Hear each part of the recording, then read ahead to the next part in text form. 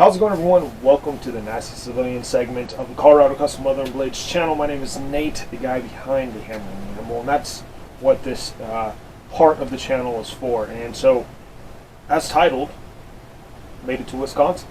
My wife and I are here. We'll be here for 13 weeks, and so far it reminds me of living in Ohio for 8 years. And but yeah, anyway, so I wanted to just go ahead and say this.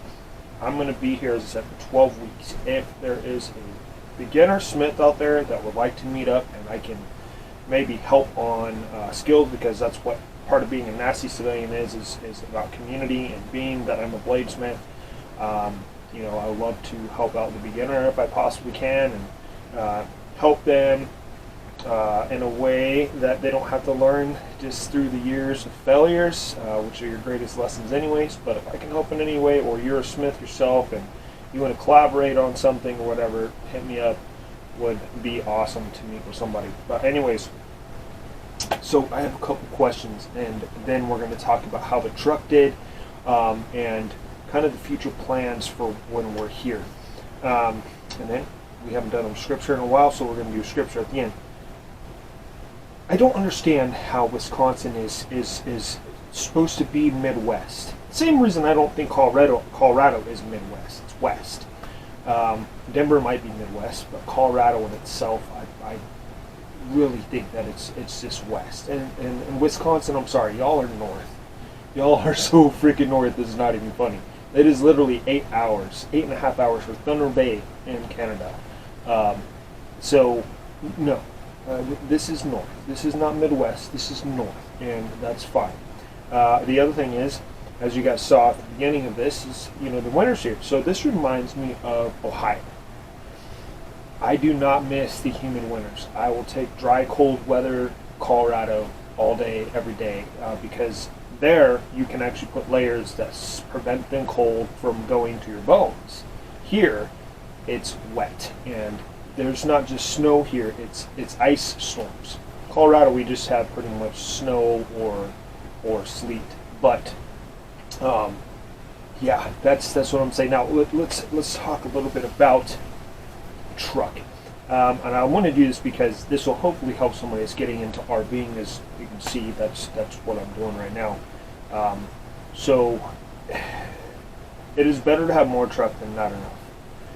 And I am pushing the limits on my truck, especially after May, when I'm going to be throwing my anvil and my forge and all my equipment, bringing it along with me, figuring out how to do that. Hopefully going to be finding a truck with a shell, because we are kind of forced now to get a new truck, because it's going to be more weight, and we're already pushing the limits on my truck, which is a 2013 GMC Sierra 1500 Denali. So now, I'm not one of those guys that are driving a freaking Dodge Dakota or a Ford Raptor or a Chevy Colorado or something like that, hauling a 20-foot trailer. No, it's a 27-foot trailer is what we're hauling, and weight capacity, we're almost there. But here's what I want to say. On the way home from Utah, I think I said this in my last one, the scariest part was climbing up that hill that exits out of Salt Lake City. And that's not a hill, it's a mountain, excuse me. I don't recall the highway or the pass or any of that stuff, but there's a ski resort at the top. But I was going 25 miles an hour at 4,000 RPMs, and it scared the crap out of me. I had to keep out. I was trying to get at 35 and 40, and I just had to kept on just easing it down, because that temper controller is going up, and, you know, trying to keep relatively cool temperatures in the engine so we don't stall out and go backwards. But here, traveling to Wisconsin, this is interesting to me, because I thought we'd be a higher elevation. No, I mean, I'm a Colorado boy. We live at almost 5,000 feet. Well, not 5,000, it's a little over. We are in the 4,000 foot range. Here it's 797 feet. It's crazy, and I thought we'd be a little bit higher, but nope. Anyway, so going here wasn't too bad until we got to Iowa, and then we were just going up and down hills pretty much. And those hills weren't too taxing on my truck. The whole time I kept it, my goal was to keep it under 3,500, and unless I had cruise control on and my tow package on, and we're climbing up a little hill, I maintain that, and I went about 60 to 65 miles an hour is pretty much my speeds my truck did fine. But here's why I say that getting a little bit bigger of a truck is better. One, because you may have to get more weight, especially if you're going to do part-time RVing or full-time RVing. You never know what's going to happen. Now, am I saying go and get a 3500 or 4500? No. If you're doing a 27-foot trailer, no, I'm not saying that. But one, four-wheel drive is, I'm not going to say a must, but for us, where we live, where we want to live, it is. And having all-wheel drive, it gets kind of sketchy, especially with a trailer. So when there's snow, there's no way. I don't care if it's a half an inch on the ground. I'm not going to trust my truck to do that, just because, one, I've never really driven in a snowstorm, and I don't trust that. And without four-wheel drive, I'm not going to put myself into a situation where I don't have a little help. So when it comes to you finding a truck, make sure it has enough ass behind the load you're pulling, meaning weight-wise and your gear ratios and stuff like that. But again, my truck did absolutely fine. I don't plan on taking it on any mountain contracts. Hopefully after this one, we're going to be upgrading the truck to a 2500, either a Sierra or a Silverado, but we'll see. Anyways, guys, so plans while being here, as I said earlier, would love to meet up with a fellow smith, a beginner, if I can, give some encouragement, some tips. I'm not charging, and I would just love to collaborate with people.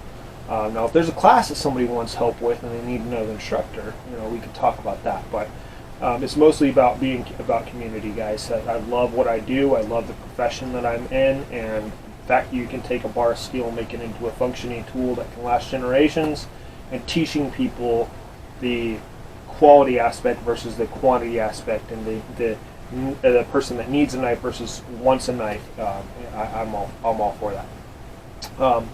So we want to do some fishing. Hopefully maybe do a little bit of small game or fur bear hunting while we're here, my wife and I. And yeah, probably just roam around in the woods a little bit. Do some testing on the S knife, which, if you haven't seen that, that's the new series of the Wild series that I did, or the new knife of the Wild series.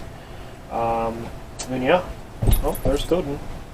Let him drop. He's the wolf that you saw in the beginning of the video. Take him out in the woods and let him play. We're training them on the sports dog collar. So, and yeah, maybe go to Minnesota and see some Scandinavian and ancestral sites that they have there. I don't know, but enjoy the time while working hard on the business, doing a part-time job, wife working, and enjoying our time here and meeting new people. It's kind of our goal. So with that being said, scripture and ending. So Leviticus is a kind of dry read. It really is. But there are some golden nuggets, so to speak. And I just finished Leviticus actually today. I read a chapter of the Old Testament and a chapter of the New. And this kind of just stuck out to me because, one, you read the first part of this chapter about, and it's titled Blessings for Your Obedience to God, talking about Israel because they're stubborn people, and this is why God kind of went about this. But for anybody that's going through some stuff and God, I just want to read this to you, and hopefully this will refresh your spirit. Because sometimes we have to be reminded for God, He fights for us, He provides for us. And no matter where you're at, how many times you've fallen, you messed up, you're giving more into your sin stuff, or you're struggling on an area, or you're just struggling in life, you're just trying to figure out meaning and what God's doing. Just remember this. Let me read this over you. So Leviticus 26, verse 6 through 12. I give you peace in the land, and you shall lie down, and none shall make you afraid. I will remove harmful beasts from your land, and the sword shall not go through your land. I will chase your enemies, and they shall fall before you by the sword. 5 of you shall chase 100, and 100 of you shall chase 10,000, and your enemies shall fall before you by the sword. I will turn to you and make you fruitful and multiply you, and will confirm my covenant with you. You shall eat old store long kept, and you shall clear out old to make way for the new. I will make my dwelling among you, and my soul will not arbor you. And I will walk among you and be your God, and you shall be my people. All right, guys, God bless. Glad to be in Wisconsin. Looking forward to the videos in the future.